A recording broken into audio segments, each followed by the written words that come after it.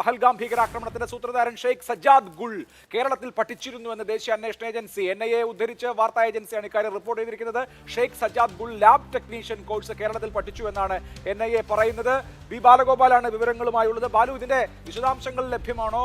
അദ്ദേഹം ഏത് സാഹചര്യത്തിൽ എവിടെ പഠിച്ചു, എങ്ങനെ പഠിച്ചു, ഏത് കാലത്ത് പഠിച്ചു തുടങ്ങിയ കാര്യങ്ങളൊക്കെ വന്നിട്ടുണ്ടോ? അഭിലാഷ്, പഹൽഗാം ഭീകരാക്രമണ കേസിന്റെ മുഖ്യ സൂത്രധാരൻ ഷെയ്ഖ് സജ്ജാദ് ഗുൾ ആണെന്നാണ് ഇപ്പോൾ അന്വേഷണ ഏജൻസിയായി NIA വ്യക്തമാക്കുന്നത്. NIA ഉദ്യോഗസ്ഥരെ കോട്ട് ചെയ്തുകൊണ്ട് വാർത്താ ഏജൻസിയായ PTI ആണ് ഇക്കാര്യം റിപ്പോർട്ട് ചെയ്തിരിക്കുന്നത്. 2022 ഈ സജ്ജാദ് ഗുള്ളിനെ ഈ ഭീകരനായി NIA പ്രഖ്യാപിക്കുകയും ചെയ്തിരുന്നു. നിലവിൽ അദ്ദേഹം റാവൽപിണ്ടിയിലെ കണ്ടോൺമെന്റിൽ ലഷ്കർ ഇ തോയ്ബയുടെ സംരക്ഷണത്തിലാണ് കഴിയുന്നതെന്നാണ് NIA വ്യക്തമാക്കുന്നത്.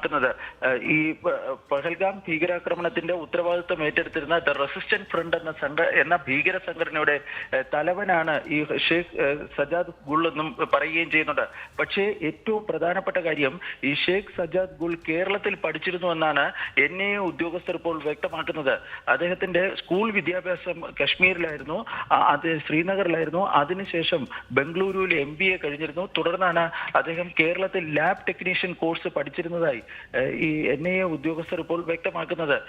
ഈ കേരളത്തിലെ പഠനത്തിന് ശേഷമാണ് അദ്ദേഹം കശ്മീരിൽ എത്തുകയും പിന്നീട് ഈ ഭീകര പ്രവർത്തനങ്ങളിൽ ഏർപ്പെടുകയും ഒക്കെ ചെയ്തിരുന്നത്. 2002 ഡൽഹി സ്പെഷ്യൽ സെല്ല് അദ്ദേഹത്തെ അറസ്റ്റ് ചെയ്യുകയും തുടർന്ന് 10 വർഷത്തേക്ക് തടവ് ശിക്ഷ ലഭിക്കുകയും ചെയ്തിരുന്നു. ഇതിനുശേഷം ജയിൽ മോചിതനായതിന് പിന്നാലെയാണ് ഈ പാകിസ്ഥാനിലേക്ക് പോവുകയും ഈ ലഷ്കർ ഇ തോയ്ബയുടെ സജീവ ഭീകരനായി മാറുകയും ചെയ്തിരിക്കുന്നത് എന്നാണ് ഇപ്പോൾ NIA വ്യക്തമാക്കുന്നത്.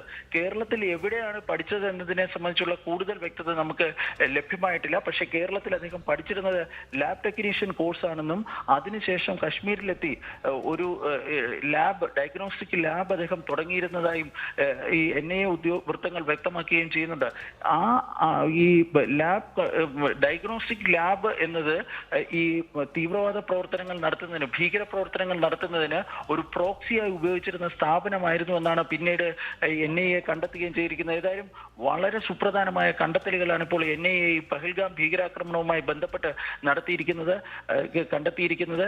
നിലവിൽ കഴിഞ്ഞ ദിവസം ഈ ഓപ്പറേഷൻ സിന്ദൂറിന്റെ ഭാഗമായി ഈ ഇന്ത്യൻ സേന ലക്ഷ്യമിട്ടിരുന്നവരിൽ ഒരു ഭീകരൻ ഈ ഗുള്ളായിരുന്നുവെന്നും, അതായത് ഷെയ്ഖ് അഹമ്മദ് ഗുള്ളായിരുന്നുവെന്നും ഇപ്പോൾ ഈ വാർത്തകൾ പുറത്തു വരികയും ചെയ്യുന്നുണ്ട്. പക്ഷേ നിലവിൽ അദ്ദേഹം ജീവനോടുണ്ടോ അതോ ആക്രമണത്തിൽ കൊല്ലപ്പെട്ടുവോ തുടങ്ങിയ കാര്യങ്ങളിൽ ഒരു വ്യക്തത ഇതുവരെയും ഉണ്ടായിട്ടില്ല.